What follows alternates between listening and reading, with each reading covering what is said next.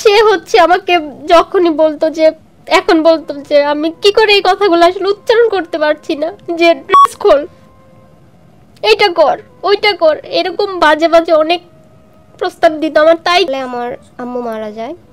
আমার বয়স যখন 12 বছর তখন আমার বাবা বিয়ে করে। তো বিয়ের পর থেকে আমার বাবার আমার কোনো খোঁজ খবর নেয় না। তারপর আমি ঢাকায় চলে আসি, আমার দাদাভাই আমার সাপোর্ট দেয়। তো একটা ছেলে, ও জার্মান প্রবাসী। আমরা যেহেতু 2009 আমি এসএসসি পাস করি, তো আমাদের 9/11 নামে একটা গ্রুপ আছে। তো ওর সাথে হচ্ছে ও আমাকে একদিন নক দেয়। তো ও আমার সাথে প্রায় কথা বলতো, মাঝে মধ্যে ভিডিও কল দিত। তো ও হচ্ছে কথা বলার সময় আমার মজা নিত ওর সাথে। আর মাঝে মধ্যে হচ্ছে ও যেহেতু জার্মান থাকে, ওকে আমি হিটলার বলে ডাকি, যে তোর তো বুদ্ধি অনেক হিটলার, আর কুমিল্লার মানুষ তো এমনি হিটলার। তো এরকম করে প্রায় 2-3 মাস কথা হলো। একদিন ও বলে যে বেবির কাছে দিয়ে আমি ভিডিও কলে কথা বলি। আমি বলছি আচ্ছা ঠিক আছে। তো ওকে খাটের উপর বসায় রেখে ওর কাছে মোবাইলটা আমি রেখে আমি বাথরুমে যাই। বাথরুমে যে হচ্ছে দরজাটা নক করি না, ও যেহেতু ছোট, আমি আর মাথায় এটা আসে না যে ওর হাতের চাপ লেগে ব্যাক ক্যামেরা চলে আসবে কি, মানে ও স্ক্রিনশট নেবে। তা আমি ড্রেস চেঞ্জ করি, ওই ছেলেটা আমার ফ্রেন্ডরা হচ্ছে আমার স্ক্রিনশট নিয়ে নেয় আমি যে ড্রেস চেঞ্জ করছি। তারপর ও হচ্ছে জোর করে বলতেছে যে আমাকে বলতেছে আচ্ছা রাখি রে, কারণ ও যদি ফোন না কাটে আমি তো দেখে ফেলবো যে ব্যাক ক্যামেরা। সে ফোনটা রেখে দেয়, আমি নর্মালি নিছি। তারপর 1 সপ্তাহ খুব ভালোভাবে ওর সাথে কথা হয়। একদিন পরে বলতেছে তোর মতো একটা মেয়ে আমার লাইফে আসলে খুব ভালো হইতো। আমি বলছি আমার মতো কেন, আমার তো অনেক ভালো মেয়ে আসবে, তুই আল্লাহর কাছে চা। ও আমাকে বলে যে দেখ আমি না তোকে পছন্দ করি, আমি তোকে বিয়ে করতে চাই। বলে যে আচ্ছা আমি তোকে ভিডিও কল দিই। আমি বলছি আচ্ছা ঠিক আছে দে। ভিডিও কল দিয়ে ও সামনে আসে না, বলতেছে দাঁড়া আমি ল্যাপটপটা নেই। নেওয়ার পর হচ্ছে সে আমাকে ছবিগুলো দেখাচ্ছে। দেখানোর পর আমি আর কথা বলতে পারতেছি না, আমি চুপ করে আসছি। বলে কথা বলিস না কেন? আমি বলছি কিছু বলার নেই। সে আমাকে বলে তুই কি চাস এগুলো হচ্ছে ভাইরাল হয়ে যাক? একটা সময় পর আমি চিন্তা করলাম যে হয়তো ওর মোহ কাজ করে, যে হয়তো বা 6 মাস পর মোহটা কেটে যাবে। আর আমি যদি ওর প্রস্তাবে রাজি না হই তাহলে তো আমার ছবিগুলো ভাইরাল হয়ে যাবে। তারপরে হচ্ছে আমি ওর ইয়েতে রাজি হই, আমি আচ্ছা ঠিক আছে। তারপর ওর সাথে আমার কেটে যায় 2 বছর। এর ভিতরে হচ্ছে সে আমাকে কতভাবে, মানে একটা বলি যে রাস্তার একটা কুকুরকে যেরকমই করে না ট্রিট করে, ঠিক এরকম ট্রিট। ও যখন যা বলতো আমার তাই করতে হতো। ও যদি বলতো যে রাগ করে, কখনো আমাকে একদিন সারা রাত ঠান্ডার মধ্যে বারান্দায় দাঁড় করায় রাখছে, বল তুই দাঁড়ায় থাকবি, আমি ভিডিও কলে থাকবো, যদি না থাকিস তাহলে আমি ছবি ভাইরাল করে দিব।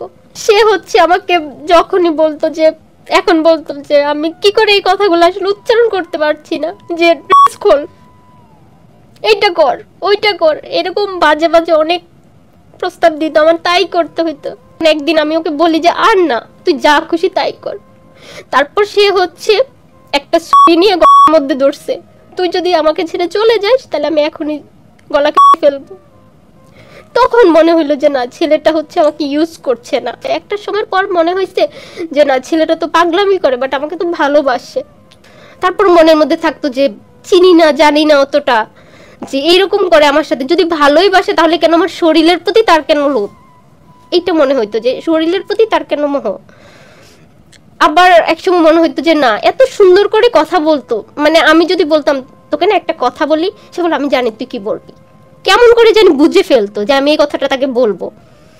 আমি জানি না, আমাকে প্রচুর, সে হচ্ছে আমার লাইফে হচ্ছে কেউ অতটা বুঝে না ওকে, ও যতটা আমাকে বুঝে, যে আমার কখনো বলতে হতো না মুখ ফুটে একটা কথা, সে বুঝে যাইতো। তো 2021 সালে সে দেশে আসে, আমি এয়ারপোর্টে যাই। তারপর ও 1টা 3 থেকে হচ্ছে 2টা 20 পর্যন্ত আমার সাথে থাকে। পরে একটা সময় বলে আমি তোর বাসায় যাব। আমি বলছি না, বাসায় যাবি কেন, এটা কেমন কথা, তুই শপিং করবি আমি তোর সাথে থাকবো। বলে এই 2 বছরে শুধু স্ক্রিনশট ছাড়া অনেক ছবি আছে আমার কাছে, তুই কি চাই সেগুলো হচ্ছে আমি এখনই ভাইরাল করে দিই? এক পর্যায়ে আমি ওর পায়ে ধরি যে বাসায় যাওয়ার দরকার নেই, যা হয়েছে মোবাইল হয়েছে এনাফ, এবার তো হচ্ছে তোর তো চাহিদা সবকিছুই তো পূরণ হয়েছে, এবার তুই চলে যা আমার লাইফ থেকে, এবার আমাকে মুক্তি দে। বলে যে কিসের মুক্তি, আমি তো তোকে হচ্ছে তোর সাথে তো ফাজলামো করার জন্য, টাইম পাস করার জন্য রিলেশন করিনি, আমি তো তোকে বিয়ে করব। তারপর হচ্ছে সে 8টার গাড়িতে চলে যায়। ও তারপর সে আবার ঢাকায় আসে আমার সাথে, আবারও 2 দিন আমার সাথে দেখা করে, ওই দিনই লাস্ট দেখা। তারপর সে চলে যায়। 2022 সালের জানুয়ারির 5 তারিখে সে জার্মান ব্যাক যায়। যাওয়ার পর আমি বলি এবার ফ্যামিলিকে বল। পরে বলল আচ্ছা ঠিক আছে, আমার ফ্যামিলির অ্যাড্রেস দিই, ফোন নাম্বার দিই, তুই যা আমার ফ্যামিলিতে। আমি একবার পুরোপুরি ওদের বাসায় যে কলিং বেল দিছি। আমাকে আম্মু চিনতে পারেনি, আঙ্কেল দেখে বলে ডাকি মানে কি ফোনে কথা হতো ওনার সাথে? ওকে।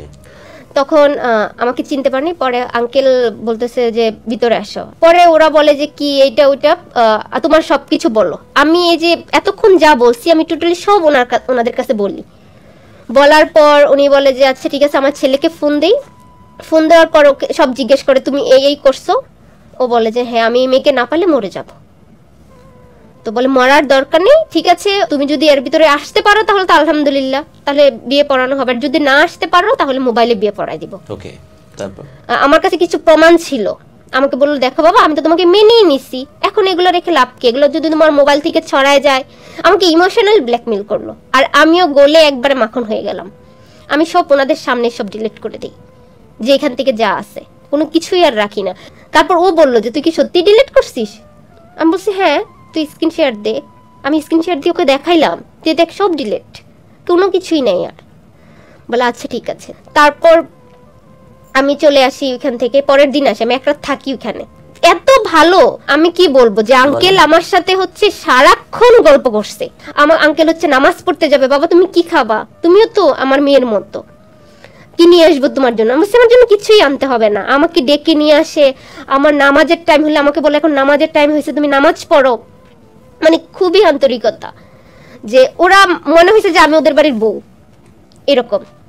আসার সময় আমাকে এটা বলছে যে আমার ছেলে যদি তোমার সাথে কোনোদিন বাটপারি করে, বেইমানি করে, আমি হচ্ছে ওমর রাদিয়াল্লাহু আনহুর মতো হয়ে হচ্ছে আমার ছেলের বিচার করব। যে ওমর রাদিয়াল্লাহু আনহু তো ওনার ছেলেকেও ছাড় দেয়নি, উনিও ছাড় দিবে না। তারপর আসার পর খুব ভালো, ওর বোনের সাথে আমার কথা হয়, ও নর্মাল। তারপর ওর বাবা পরের দিন আমাকে ফোন দেয়, ফোন দিয়ে এই মুহূর্তে আমার সাথে 1 ঘন্টা কথা বলে। এইভাবে বলে তুমি কি সবার সামনে আমাকে বাবা পরিচয় দিতে পারবা কিনা। মানে খুবই আমার কাছে মনে হয়েছে যে না, আমি মনে হয় মানে আমার তো সুখী মানুষ পৃথিবীতে কেউ নাই। আমি আসলে কিসের মধ্যে মানে আমি ভাষায় প্রকাশ করতে পারবো না, আমি এতটা খুশি ছিলাম।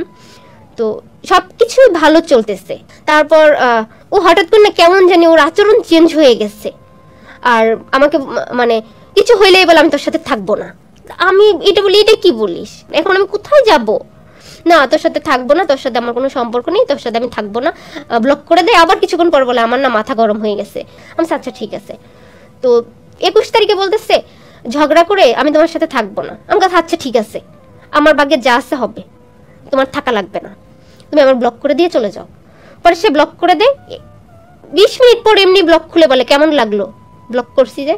আমার কোনো রকমই লাগে না, কারণ এটা হচ্ছে আজকে মানে 7-8 মাস ধরে এটা রেগুলারই হচ্ছে, 2 দিন পর পরই হচ্ছে। ব্লক করতেছো, আবার ব্লক নিজে নিজে খুলতেছো, আবার ব্লক করতেছো। পরে এই কথা বলতে বলতে দেখি হঠাৎ করে একটা মেয়ে কণ্ঠ। আমি বললাম কে এই মেয়ে? ও ফোন কেটে দিচ্ছে।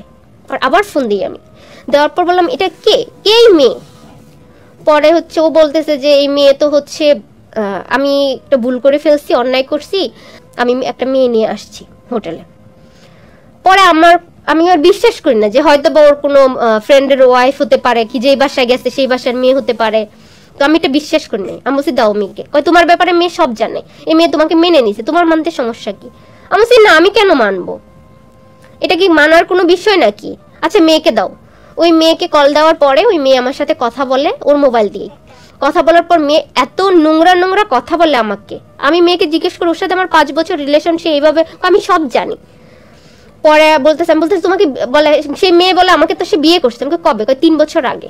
এই বলার পর সে আমার ফোনটা নেওয়ার পর আমি বললাম এটা কি সত্যি ঘটনা, তুমি কি বিয়ে করছো? বলে না। পরে এটা বলে হচ্ছে বলছে তুমি আর আমাকে ফোন দিবা না, রাখি। এই বলে হচ্ছে সব জায়গায় ব্লক করে দিচ্ছে, হোয়াটসঅ্যাপ, ইমো, মেসেঞ্জার, সব জায়গায়। তারপর আমি পরের দিন ওদের বাসায় যাই, ওর আম্মুর মোবাইল দিয়ে আমি যে ওকে ফোন দেই। দেওয়ার পরে হচ্ছে আমি জিজ্ঞেস করি ওই মেয়েটা কে ছিল। ওর বাবা বসা, ওর ভাই আর ওর আম্মু বসা, আমি বসা টেবিলের মধ্যে। ওর আম্মুর মোবাইলটা স্পিকার দিয়ে দিই। ওই মেয়েটা কে ছিল? ও আমাকে বলে আমি মেয়ে নিয়ে হোটেলে গেছি, সেটা তোর সমস্যা কি? তোর বাবার টাকায় গেছি না তোর টাকায় গেছি? আমার টাকায় আমি হোটেলে গেছি। আমি তখন আঙ্কেলকে বলতেছি আঙ্কেল দেখছেন এটা কি বলছে? আঙ্কেল আর কোনো পাত্তা দেয়নি কথায়। তখন ওনারা বলে যে তুমি চলে যাও, তুমি তোমার রাস্তাতে থাকো, আমার ছেলে যেহেতু তোমাকে বিয়ে করতে চাচ্ছে না, এখন আমি কি বলবো? আমি বলছি আমি এখানেই থাকবো। তারপর ওরা হচ্ছে দেখে আর কোনোভাবে আমি শুনতেছি না, বলে ঠিক আছে, তাহলে 1 সপ্তাহ পর আমার আব্বু আম্মু যে ঢাকা যেয়ে হচ্ছে ইয়ে করবে, বিয়ে পড়াবে, মোবাইলে বিয়ে পড়াবে। তো তারপর আমাকে কুমিল্লা এনে গাড়িতে উঠায় দেয়, ঢাকার গাড়িতে। তো আমি চলে আসি। আসার পর লাস্ট হচ্ছে সে সেপ্টেম্বরের 1 তারিখে আমাকে কল দিছে লাস্ট। দেওয়ার পর বলছে যে তোকে বিয়ে করলে আমার মা বাবা মরে যাবে। আমার মা বাবা সবার আগে আমাকে পৃথিবীতে আনছে, আমার আর কিছু বলার নেই। তারপর আমি ওদের ফ্যামিলিতে অনেক রিকোয়েস্ট করছি, সবার হাতে পায়ে ধরছি যে আমার সাথে আপনারা এরকম করবেন না, আমাকে মেনে নেন। সবার একটাই কথা,